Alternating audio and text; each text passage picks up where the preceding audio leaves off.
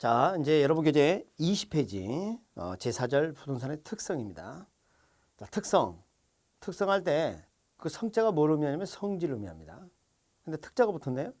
그래서 독특한 성질을 말합니다. 간혹 우리 그 성질을 나타내는 표현이 두 가지가 대표적으로 좀 쓰이는데요. 속성이라는 표현이 있고요. 특성이라는 표현이 있습니다. 그래서 우리에게 출제되는 것은 부동산의 특성이 출제가 됩니다. 그런데 발로웨라는 학자가 부동산의 속성에 관해서 언급을 좀 했어요. 본질적 존재 가치다. 그것을 좀 언급을 했기 때문에 혹시 이제 출제자가 그런 표현을 쓸 수도 있어요. 그래서 이 학습하는 거 이제 입문 과정이 그러니까 어떤 국어적 이런 표현도 조금 더 구분을 해서 학습 좀 해보도록 하겠습니다. 일단은 속성은 다른 것과 비교하는 게 아니라 그 자체 가지고 있는 성질을 말해요. 자, 한번 생각해 봅시다. 인간의 속성은 욕심이 많다, 적다. 되게 인간의 속성은 욕심이 많다라고 이야기하죠. 그럼 봐봐요. 인간들 중에 기부를 아주 즐겨하는 사람이 있어요. 기부천사라고 그러죠. 그런 사람들은 다른 사람하고 좀 다른 성질을 가지고 있다고 볼 수 있어요. 이때는 기부하는 어떤 성질 갖는 특성 이렇게 표현할 수가 있어요. 자, 그러면 또 이런 사례 한번 들어볼게요. 자, 한영호 선생 눈을 봤더니 눈이 두 개야. 그럼 두 개지 세 개입니까? 자, 기본적으로 인간 동물들 이제 사물을 파악해서 눈이 되게 두 개란 말이죠. 여기서는 독특한 성질이 아니에요. 맞습니까? 근데 이제 한 선생 눈을 봤더니 자, 눈이 나빠서 안경 꼈어. 또는 쌍꺼풀이야. 이렇게 하면 어떻게 돼요? 다른 사람하고 이제 구별되어지는 거죠. 그럼 뭐라 그래요? 특성이랍니다. 자, 속성하고 특성을 어떻게 구분할 수 있겠어요? 자, 그러면 제가 이제 판서를 통해서 간략히 좀 정리를 하고요. 자, 우리 부동산 특성에 관한 내용을 좀 살펴보게 될 텐데. 자, 봅시다. 이제 속성이라는 표현하고 특성이라는 표현을 좀 구분을 좀 해보면 속성은 이렇게 본질적 또는 존재 가치 이렇게 얘기를 해요. 본질적 또는 존재 가치 이렇게 이제 표현해요. 본질적 존재 가치다. 그래서 우리 부동산을 바라보면 부동산은 기술적 물리적으로 어떻게 했어요? 이렇게 했었죠. 부동산은 자연이야. 다른 것과 비교한 게 아니에요. 그 자체가 어떤 의미를 갖느냐 이 말이죠. 토지바의 자연 그대로 아닙니까? 자연이야. 어떤 위치를 갖게 돼. 부동산은 한마디로 공간이야. 또 환경이야. 그리고 자산이야. 뭐 이런 사용가치와 교환가치를 갖는 자산이야. 이렇게 표현할 수 있어요. 이것은 다른 것과 비교한 개념입니까? 아니면 그 자체의 성질을 말하는 것입니까? 그 자체 성질을 말하는 겁니다. 이것을 뭐라 그래요? 속성이라 그래요.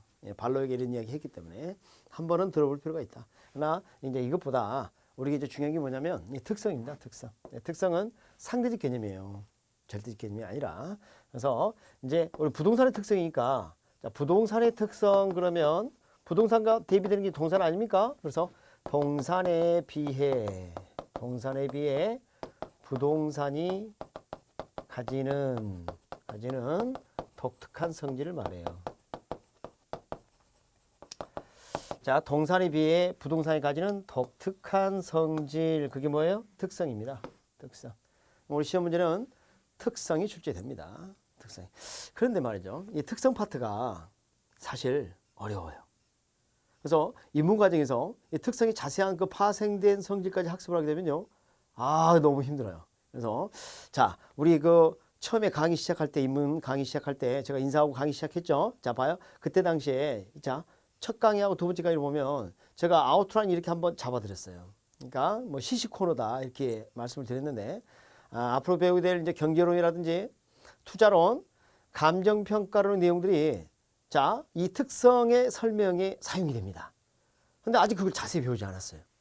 그걸 이해할 능력이 안 된다는 거죠. 그래서 지금 마치 막 태어난 아이에게 삼겹살을 먹이는 것과 다를 바가 없어요. 그래서 오늘은 특성의 전체 제목만을 좀 살펴보는데 초점을 두도록 합니다. 알겠죠? 자, 구체적 내용 학습은 일요일때 하는 걸로 하고요. 왜냐하면 인문과정을 한번 그래도 돌아야 이런 내용도 이해할 수가 있거든요.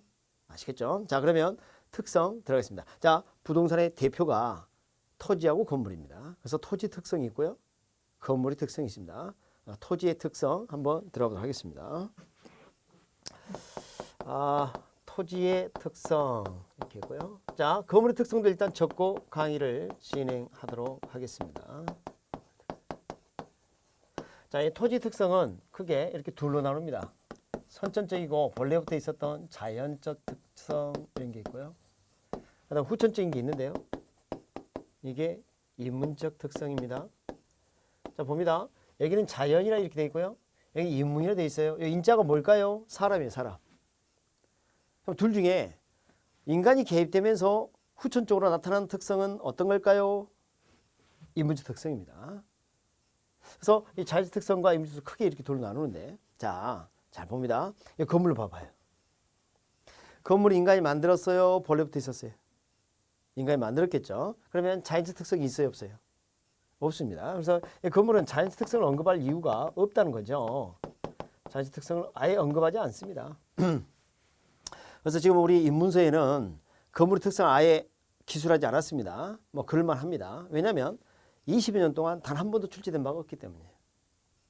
그래서 이제 언급하고 있지 않은데, 그다음에 이제 기본서가 나오면 잠깐 언급이 됐을 겁니다. 오늘도 제가 강의를 하면서 제목만 살짝 한 1분 안 걸려서 좀 설명해 드리겠습니다만. 자, 그래서 건물의 특성은 거의 출제되고 있지 않아요. 대부분 어떤 게 출제되냐면 토지의 특성이 출제됩니다. 토지의 특성이. 그래서 이 자연적 특성, 인문적 특성이 나눠서 한번 살펴보도록 하죠. 먼저 자연적 특성입니다. 자, 인간이 개입되지 않더라도 본래부터 가지고 있었던 선천적인 특성이 뭐가 있을까? 자, 한번 생각해 봐요. 우리가 지금 배우는 과목 이름이 뭐지요? 부동산학이죠. 그 부동산 할 때 그 부동이 뭐예요? 움직이지 않는다는 이야기죠. 자, 토지는 그 위치가 정해져 있으면 이거 움직이지 않았습니다. 태초부터 있었던 그 위치 그대로예요.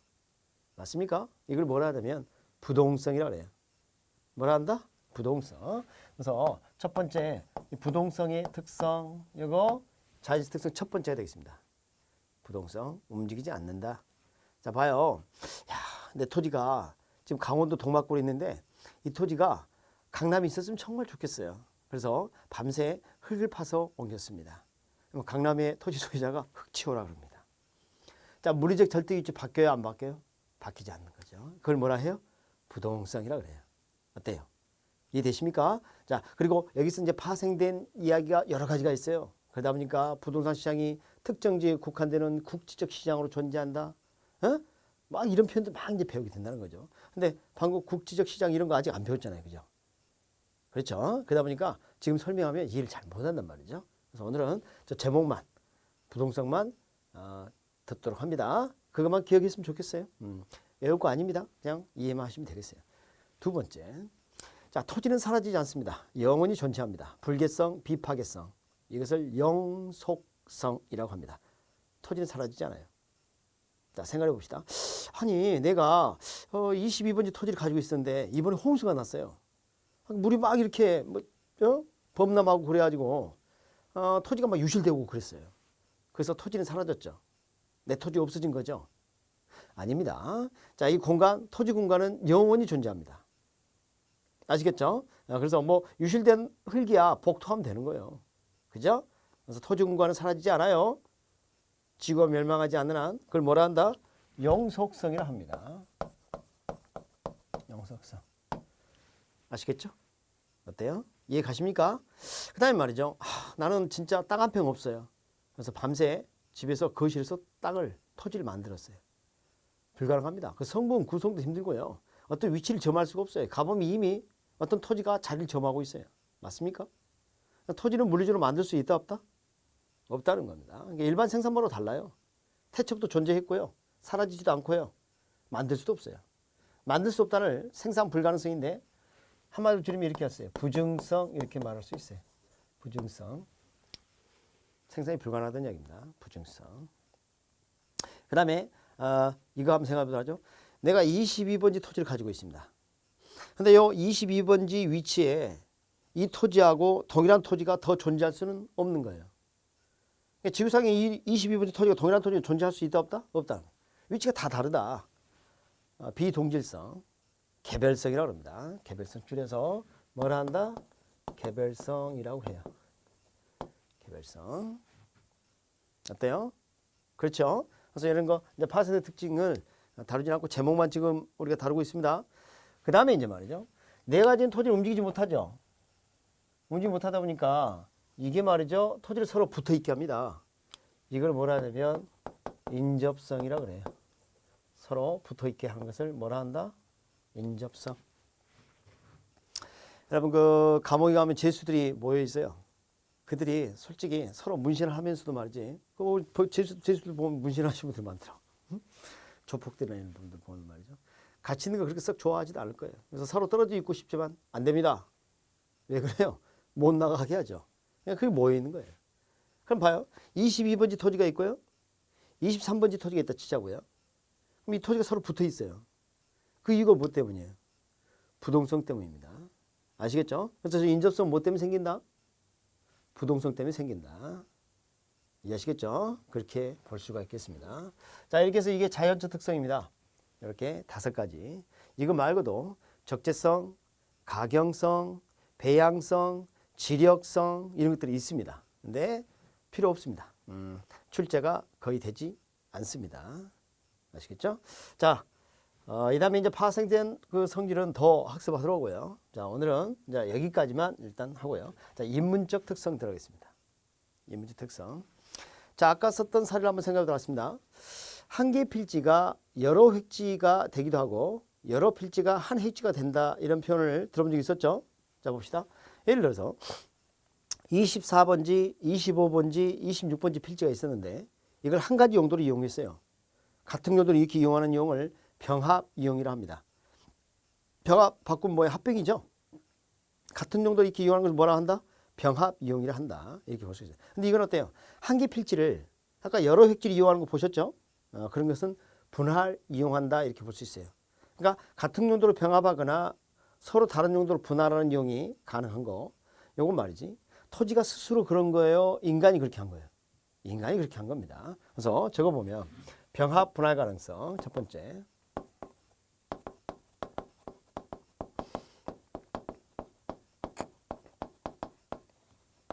자, 이거 인문적 특성 첫 번째입니다. 첫 번째. 그럼 자, 병합 분할 가능성 또 이런 걸 놨습니다.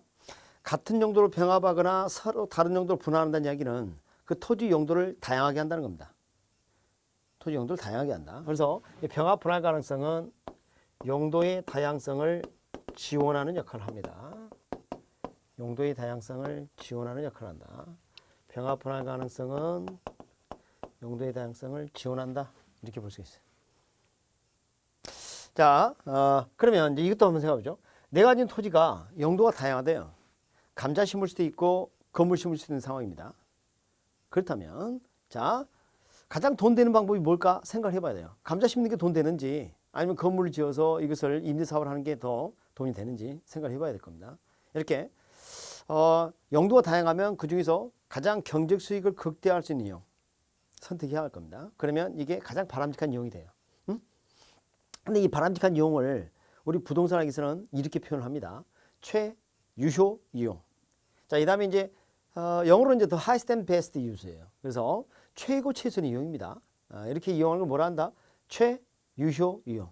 그러니까 다양한 용도가 있다면 그 중에서 가장 바람직한 용도를 이렇게 선택을 해야 할 겁니다. 무슨 이용이라고요?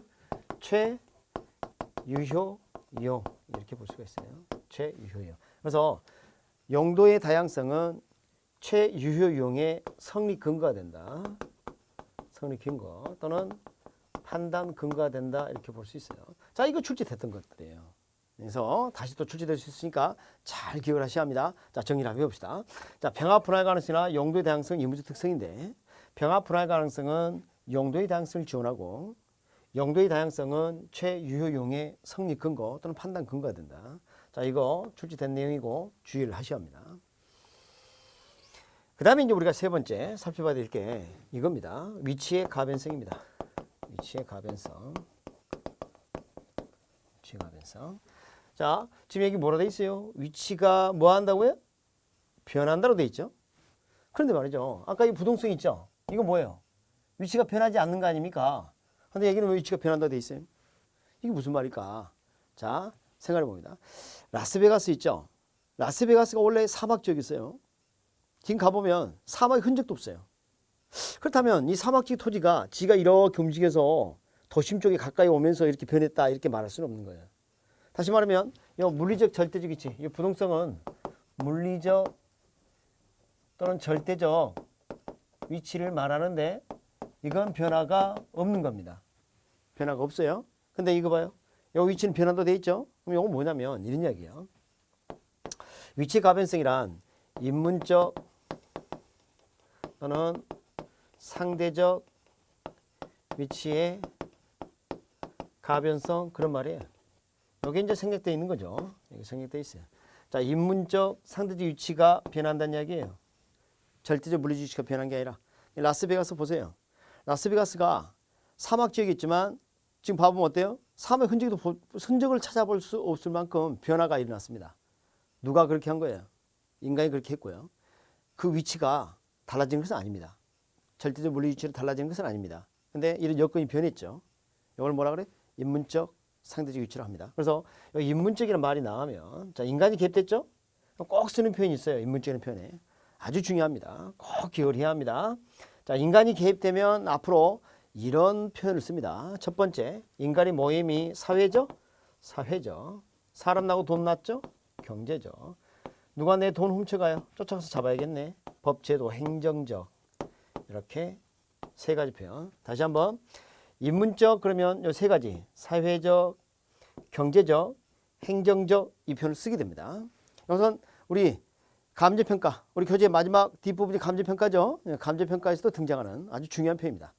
그래서 반드시 기억을 해야 할 내용이다. 이렇게 볼 수 있겠습니다. 다시 인간이 개입되면 무슨 표현을 써요? 사회적, 경제적, 행정적 이런 표현을 씁니다. 이건 변한다, 변하지 않는다? 변한다, 변한다. 이게 위치의 가변성입니다. 이문적 특성이 있습니다.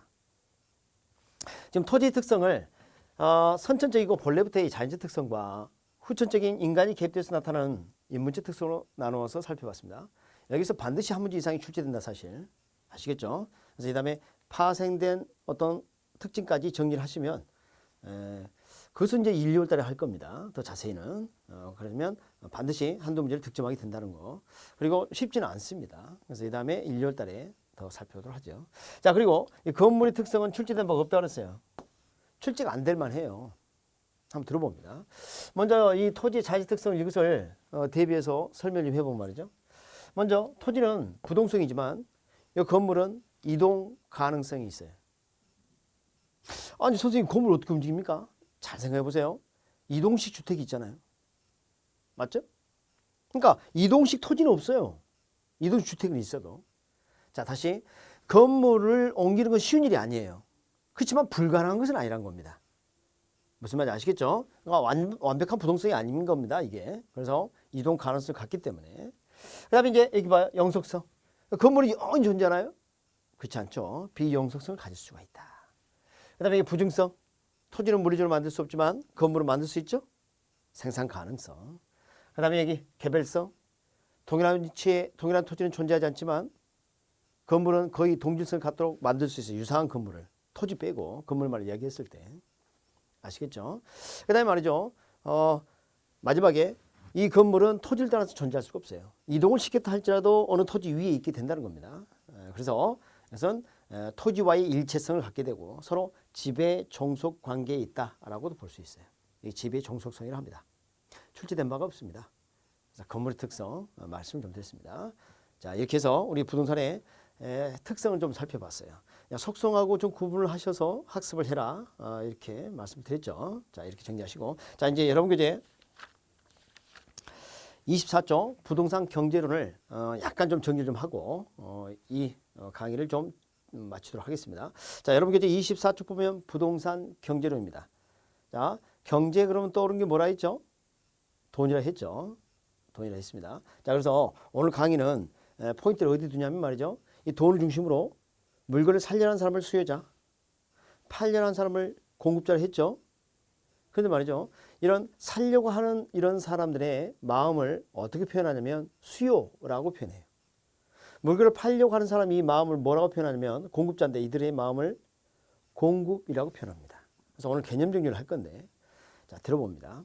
자, 이렇게 수요와 공급, 물건을 구입하려는 사람의 마음을 수요라 했고요.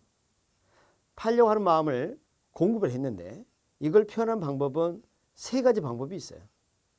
그래서 첫 번째 서술적 표현이 있어요.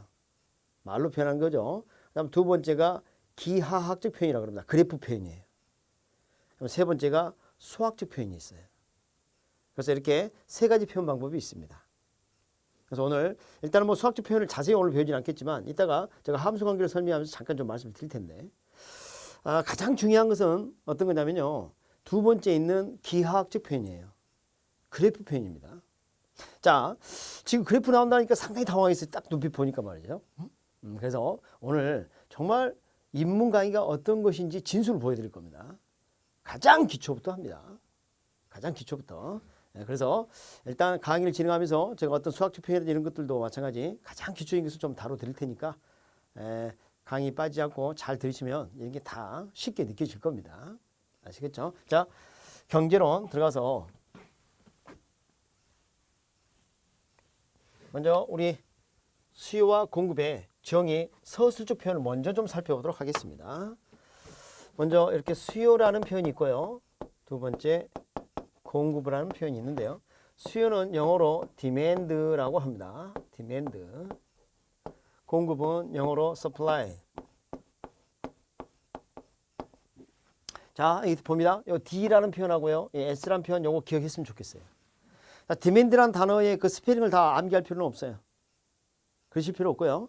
supply도 이거 스페링 다 암기할 필요는 없어요. 자, 이렇게 합시다. 수요는요. 일정 기간 동안 부동산을 매입 임차하고자 하는 욕구예요. 그럼 일반 제한으로 바꿔볼게요. 일정 기간 동안 제한화 서비스를 구매하고자 하는 욕구예요. 살려고 하는 마음이에요. 근데 가만히 보면요. D 봐요. 사람이 입을 벌리고 있는 같은 모습이 보이죠? 아마 배고프나 봐요. 그렇죠? 그렇게 생각하세요, 그냥. 예, D만 기억하세요, D만. 아셨죠? D만. 꼭 기억해야 합니다. 아셨죠? 저 표현을 쓴단 말이에요. 반드시 알아야 돼요. 그 다음에 우리 물건을 사는 곳을 보면 말이죠. 물건 파는 곳을 무슨 마켓이라고 그래? 슈퍼마켓. 그래. S만 기억하자고. 자, 물건을 파는 공급 S 이렇게 하자고요. 저 이니셜은 꼭 기억해 주셔야 돼요. 약속해줘. 꼭 기억해달라고. 자, 그 다음에 제가 이제 정의를 한번 적을 건데요. 서술적 표현이에요. 그래서 자, 수의 경우는 이렇게 이제 정의를 합니다. 일정 기간 동안 부동산을 매입 또는 임차하고자 하는 욕구, 의도 이렇게 이제 정의를 내립니다. 제가 이제 뭐 자질구레 좀 적었습니다. 좀 적었고요. 이제 포인트는 말이죠. 일단은 매입 임차하고자 하는 욕구, 의도예요. 공급은 어떻게 될까요? 이것도 마찬가지. 일정 기간 동안 부동산을 매도, 임대하고자 하는 욕구, 의도 이렇게 정의를 합니다. 얘는 매도, 임대죠. 그래서 이제 일반 제한 같으면 뭐 구매하고자 하는 욕구, 의도 이렇게 하거나 매각하고자 하는 욕구, 의도, 팔려고 하는 욕구, 의도 이렇게 하면 될 텐데 부동산은 사는 경우도 있고요. 빌리는 경우도 있잖아요. 그래서 두 가지 한번 적어봤어요. 그리고 여기 뭐라 되어 있어요? 무슨 기간 동안? 일정 기간 동안. 여기도 일정 기간 동안 이런 표현이 있고요. 하고자 하는 이런 표현이 있죠. 자, 그래서 수요의 이 정의 안에는 세 가지 중요한 게 숨겨져 있어요. 그래서 여러분 교재 보시면 말이죠. 24페이지 보시면 수요를 가지고 기억이 뭐라 돼 있나요? 유량 개념. 그다음 니은은 사전적 개념. 디귿은 유효 수요 뭐 이렇게 해놨어요. 한번 적어볼게요. 지금 뭐라 해놨는지. 자, 기억 뭐라 했냐면 유량 개념. 니은 사전적 개념이 사전은 사후 반대말이에요. 영어 사전 할 때 그 사전 아닙니다. 사전적 개념이고요. 그 다음에 디귿 유효 수요 개념입니다. 유효 수요 개념. 그러면 이 공급 어떻게 하냐? 이것도 같은 거예요. 자, 유리한 개념 있고요. 이거 니은 사전적 개념이에요. 사후제가 아니고 뭐라고요? 사전적 개념. 그다음 디귿 유효 공급이에요. 공급 아니에요. 자, 먼저 설명을 좀 해드리면 말이죠. 여기 뭐라 되어 있냐? 유량. 여기도 유량이 이렇게 났죠. 자, 참고적으로 저량이란 것도 있어요. 참고적으로 저량. 설명을 들어보도록 합니다. 자, 금액이나 양득을 표현할 때 기간을 언급해야 의미 전달이 되는 게 있고요. 기간을 언급하지 않아도 의미 전달이 되는 게 있어요. 자, 예를 들어서 여기 앞에 있는 한용호 선생은 소득이 얼마예요? 그랬더니 한 선생이 뭐라 했냐면 1억입니다. 그랬어요. 지금 놀라는 표정 봐. 근데 제가 이렇게 이야기했어요. 10년에. 그러면 고소득층이에요? 그렇게 볼 수 없다는 거예요. 이게 뭐예요? 자, 이런 소득 같은 걸 이야기할 때는 말이죠. 어떻게 해야 돼요? 기간을 언급해야 돼요. 자, 연봉 얼마? 월 급이 얼마 이렇게 표현을 해야 하는 거예요. 어때요? 설득이겠죠? 그래서 기간을 언급해야 의미 전달이 되는 그런 개념을 유량 개념 이렇게 하고 영어는 이제 flow라고 합니다. 영어는 이 다음에 합시다. 물론 영어를 쓰면 좀 고급져 보이긴 하지만. 그 다음에 기간을 언급하지 않아도 의미 전달이 되는 게 있어요. 그걸 뭐라 하냐면 수탁이라 해서 저량 개념이에요. 저량. 아까 유량할 때 유자는 흐를 유자고요. 저는 고일저자예요. 저. 고일저자. 저량. 저량 개념이다. 뭐 저장고할 때 저 그런 겁니다. 저장하다 할 때 저. 뭐 이런 거예요. 자, 그러면 어떤 게 이제 저량 개념이냐. 한 선생은 재산이 얼마예요? 그랬을 때 기간을 말할 필요가 있나요? 없나요? 없어요. 이걸 뭐라 해? 저량 개념이라 합니다. 자, 그러면 한 선생이 재산이 이렇게 많아졌다. 이렇게 한번 가정해 볼게요. 그 재산은 어떻게 해서 많아졌을까요? 유량의 소득 등이 여기 저축이 되었기 때문이에요. 무슨 말인지 알겠죠? 그러면 저량은 유량의 결과물이죠. 그렇게 되는 거죠. 자, 그럼 이거 한번 봐보자고요. 여러분이 지금 주부님이라면 싱크대에 수도꼭지 물을 틉니다. 그럼 수도꼭지 물이 계속 떨어져요. 물이 흐르고 있죠. 근데 이 수도꼭지 떨어진 물을 표현할 때 어떻게 표현해요? 몇 리터 그냥 이렇게 하면 안 돼요. 흐르고 있잖아. 그러니까 어떻게 표현하냐면 분당 몇 리터, 뭐 시간당 몇 리터 이렇게 표현해야 하는 거예요. 무슨 말 알겠죠? 그래서 여기서 무슨 개념이라 해? 유량 개념이라 합니다. 근데 자, 수도꼭지를 잠궜어요. 싱크대에 물이 고여 있겠죠? 자, 이것은 기간을 말할 필요 있어요, 없어요? 없어요. 저 눈금 보면 알잖아요. 몇 리터 고여 있다는 거. 그럼 생각해 보자고요. 싱크대에 고여 있는 이 물은 무엇 때문에 이렇게 된 거예요? 유량 때문에 그렇게 된 겁니다. 그러니까 유량이 결과물이라고 볼 수가 있어요. 그러니까 우리 지금 지구상에 존재하는 태초부터 존재하는 토지량 이런 거 빼놓고는요. 어렵도 있었으니까 그것은 태초에 이거 빼놓고 인간이 만든 뭐든 어떤 것든 봐보면 말이죠. 저량은 유량의 결과물이에요. 맞습니까? 그럼 유량이 더 중요해요? 저량이 더 중요해요? 유량이 더 중요합니다. 유량이 저량을 달리하게 하거든요. 그래서 별말이 없는 한 우리가 이렇게 유량 개념을 쓰는 겁니다. 주의할 것은 일정 시점에 저량 개념도 있다는 겁니다. 있습니다. 그래서 이 다음에 우리가 기본서 나오게 되면 그런 사례를 좀 더 자세히 학습을 할 겁니다. 그게 이제 시험에 출제되거든요. 그러니까 유량과 저량은 아주 뭐 빈번하게 출제되는 파트예요. 그래서 오늘 기초 개념을 좀 다졌으니까 이 다음에 기본서 나오면 그때 좀 더 학습을 하도록 하죠. 아시겠죠? 그 다음 둘 다 이제 유량 개념을 지금 제가 적었고요. 그 다음에 이게 사전적 개념인데요. 사전적 개념 보이시죠? 자, 일단은 이렇게 됩니다. 자, 물건을 구입하려는 마음이 이랬어요. 처음에 10개를 구입할 마음을 가지고 있었다. 근데 실제로 구입한 양은 10개보다 더 살 수도 있고 덜 살 수도 있잖아요. 처음에 의도한 양 10개하고 실제로 구매한 양은 서로 다를 수 있다는 겁니다. 당연한 얘기죠. 그런데 우리 수요 공급 이론에서는 실제로 구입한 양을 다루는 게 아니라 구입하고자 하는 양입니다. 뭐 하고자 하는? 구입, 매입, 임차하고자 하는 그 양을 다룹니다. 사전적 개념을 다뤄요. 그것은 이따가 그래프 표현할 때 더 명확하게 등장이 돼요. 지금 좀 이해가 안 가더라도 놔두시고 이따 또 한 번 더 설명할게요. 왜 그걸 다루는지는 이따 알게 돼요. 아시겠죠? 공급의 경우도 마찬가지입니다. 다음 세 번째, 유효 수요여야 해요. 유효 공급이어야 해요. 구매력이 있어야 한다는 이야기예요. 이펙티브, 이펙티브. 이펙티브 디맨드, 이펙티브 서플라이입니다. 자, 이런 일 한번 들어보도록 하죠. 자, 어떤 거지께서 거린입니다. 거린. 노숙자라고 합시다. 남 나온 옷차림의 이 노숙자가 명품백 전시장 앞에 가서 그 명품백 얼마예요? 이렇게 질문을 하면 전시장에 있는 점원이 친절하게 그것은 250만 원입니다. 이렇게 설명해요. 하지 않아요. 그러니까 이렇게 한단 말이에요. 생각을 해보자고요.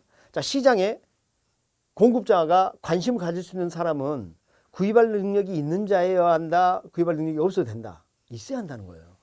그러니까 시장에 영향을 미칠 수 있는 주체는요. 구매력이 있는 자라 해요. 공급 경우도 마찬가지예요. 공급 능력이 있어야 합니다. 그래서 유효 수요와 유효 공급을 다루게 됩니다. 자, 수요와 공급의 서술적 표현을 제가 말씀을 드렸어요. 근데 의미 전달이 충분히 안 됩니다. 그래서 이제 쉬는 시간을 가진 다음에 다음 강좌에서는 이제 뭘 다룰 거냐면 말이죠. 알프레드 마샬이 우리 사실 경제를 집대사하는데 엄청난 영향을 미쳤는데요. 그래프적 표현을 사용하게 됩니다. 이 표현이 압도적이에요. 그래서 실제 시험 문제에 그래프가 출제된 바도 있고요. 장기적으로 봤을 때 또 출제될 겁니다. 그리고 만약에 그래프를 출제하지 않는다면 그래프의 내용을 말로 풀어서 출제를 합니다. 그래서 반드시 그래프 학습을 하셔야 돼요. 그래서 그래프 싫어합니다. 여러분이 싫어하는데 오늘 강의를 들으시면 아, 이거 참 재밌구나 이걸 느끼도록 제가 접근해 보도록 하겠습니다. 자, 그래서 다음 강좌에서는 기하학적 표현, 그래프 표현을 살펴보도록 하겠습니다.